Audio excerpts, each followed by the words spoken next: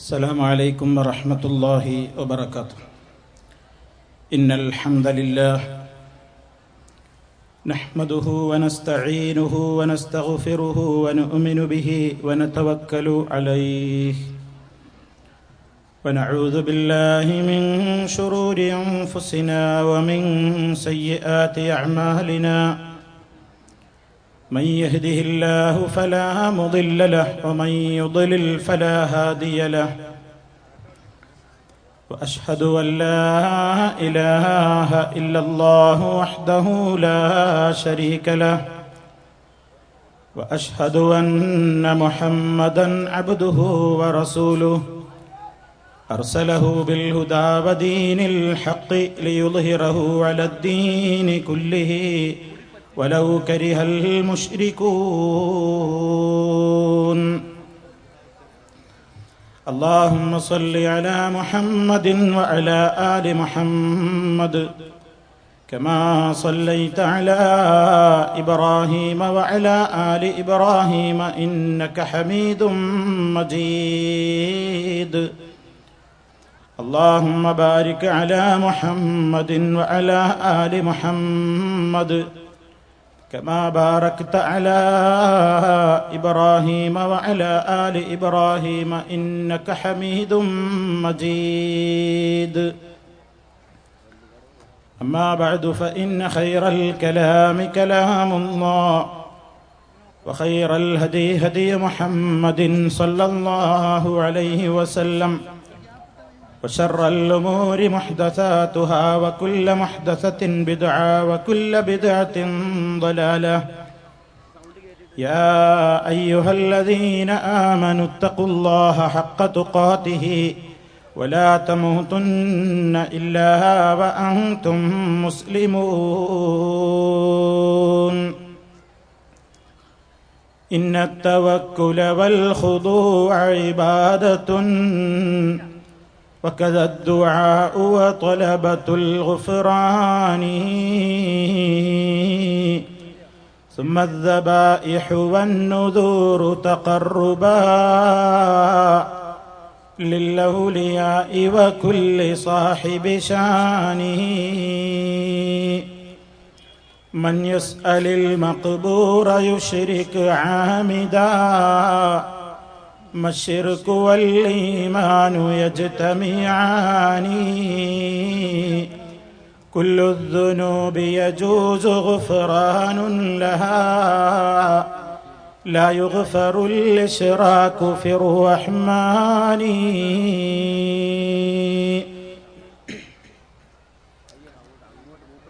വേദിയിലും ഈ മഹത്തായ സംഗമ വേദിയിലും ഒരുമിച്ച് കൂടിയിട്ടുള്ള വിശിഷ്ട വ്യക്തിത്വങ്ങളെ, എൻ്റെ പ്രിയപ്പെട്ട സഹോദരി സഹോദരന്മാരെ, സുഹൃത്തുക്കളെ, ആലപ്പുഴ കടപ്പുറത്ത് സംഘടിപ്പിച്ചിട്ടുള്ള ഈ ഈദ് സൗഹൃദ സംഗമത്തിൻ്റെ മുഖ്യ പ്രഭാഷണം നിർവഹിക്കുക എന്ന ഉത്തരവാദിത്തമാണ് ഈ ഉള്ളവനിൽ ഏൽപ്പിക്കപ്പെട്ടിട്ടുള്ളത്. വളരെയേറെ സന്തോഷത്തോടുകൂടി ആഹ്ലാദത്തോടുകൂടി മുസ്ലിമീങ്ങൾ ഈദ് ആഘോഷിച്ച് കൊണ്ടിരിക്കുന്ന ഈ സന്ദർഭത്തിൽ ഇവിടെ ഒരുമിച്ച് കൂടിയ സർവ സഹോദരങ്ങൾക്കും ജാതി മതഭേദമില്ലാതെ ലിംഗഭേദമില്ലാതെ എല്ലാവരോടും ഈ മഹനീയമായ ആഘോഷത്തിൻ്റെ സമാധാനത്തിൻ്റെ ശാന്തിയുടെ സന്ദേശം ആശംസകൾ കൈമാറുകയാണ്. നേരത്തെ ജനപ്രതിനിധികളും അതുപോലെ തന്നെ ഈ പ്രദേശത്തെ വൈവിധ്യമാർന്ന മേഖലകളിൽ അവരവരുടേതായ സേവനങ്ങൾ കാഴ്ചവെച്ചുകൊണ്ടിരിക്കുന്ന പ്രമുഖരുമെല്ലാം സൂചിപ്പിച്ചതുപോലെ രാജ്യം വളരെയേറെ പ്രയാസങ്ങളിലൂടെ നീങ്ങിക്കൊണ്ടിരിക്കുന്ന ഒരു പ്രത്യേക സാഹചര്യത്തിലാണ് നാം ഇന്ന് കഴിഞ്ഞുകൂടിക്കൊണ്ടിരിക്കുന്നത്. ഇസ്ലാം എല്ലാ ഭാഗത്തു നിന്നും തെറ്റിദ്ധരിപ്പിക്കപ്പെട്ടുകൊണ്ടിരിക്കുന്ന ഒരവസ്ഥയാണുള്ളത്. മുസ്ലിം എന്ന് കേൾക്കുമ്പോൾ, അതല്ലെങ്കിൽ ഒരു മുസ്ലിമിനെ കാണുമ്പോൾ, വിവിധ സ്ഥലങ്ങളിലൂടെ യാത്ര ചെയ്തുകൊണ്ടിരിക്കുന്ന ഘട്ടങ്ങളിൽ ഒരു സംശയത്തോടുകൂടി വീക്ഷിക്കുന്ന അപകടകരമായ ഒരു പ്രവണത നാൾക്ക് നാൾ വർദ്ധിച്ചുകൊണ്ടിരിക്കുകയാണ്. ഈ പ്രോഗ്രാം സംഘടിപ്പിച്ചത് നിങ്ങൾക്കറിയാം, KNM എന്ന സംഘടനയാണ്.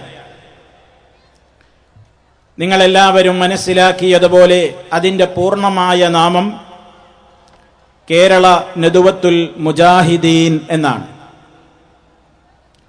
മുജാഹിദീൻ എന്ന പേര് ഏറെ തെറ്റിദ്ധരിപ്പിക്കപ്പെട്ടുകൊണ്ടിരിക്കുന്ന ഒരു കാലത്താണ് നാം ഉള്ളത്. രാജ്യത്ത് ഏതെങ്കിലും ധിക്കാരികൾ, തെമ്മാടികൾ മനുഷ്യത്വരഹിതമായ പ്രവർത്തനങ്ങൾ നടത്തിയിട്ട് ആ പ്രവർത്തനം നടത്തിയതിൻ്റെ പിന്നിൽ പ്രവർത്തിച്ചത് ഞങ്ങളാണെന്ന് പറയുമ്പോൾ, ആരാണീ ഞങ്ങൾ എന്ന ചോദ്യത്തിന് അവർ നൽകുന്ന ഒരു മറുപടിയാണ് ഇന്ത്യൻ മുജാഹിദീൻ. അതല്ലെങ്കിൽ മറ്റേതെങ്കിലും സ്ഥലങ്ങളിൽ രാജ്യത്തെ തന്ത്രപ്രധാനമായ കേന്ദ്രങ്ങളെ തകർക്കുവാനുള്ള ഗൂഢമായ ശ്രമങ്ങൾ നടത്തിയിട്ട് അവരവകാശപ്പെടുന്നു ഞങ്ങൾ ഡക്കാൻ മുജാഹിദീനിന്റെ ആളുകളാണ്. അതുപോലെ ഈ രാജ്യത്ത് ഏതോ ഒരു ചെറുപ്പക്കാരൻ താൻ സ്നേഹിച്ച ഒരു പെൺകുട്ടി തന്റെ പ്രേമാഭ്യർത്ഥന നിരസിച്ചത് വല്ലാത്ത അലോസരം സൃഷ്ടിച്ചപ്പോൾ ഇമെയിലിലൂടെ ഇന്ത്യയുടെ പ്രധാനപ്പെട്ട ഒരു വ്യക്തിയുടെ നേരെ വധഭീഷണി ഉൾക്കൊള്ളുന്ന സന്ദേശമയക്കുകയുണ്ടായി. ആ സന്ദേശം അയച്ച വ്യക്തിയുടെ നാമം, അതല്ലെങ്കിൽ ആളെ തിരിച്ചറിയാനൊരു സൂചന എന്ന നിലക്ക് ആ വ്യക്തി കൊടുത്തതും റഹ്മത്തുല്ലാ ബർക്കത്തുഹു എന്നാണ്. അങ്ങനെ പ്രത്യേകമായ ഒരു പ്രയോഗം പോലും ഇസ്ലാമിലില്ല.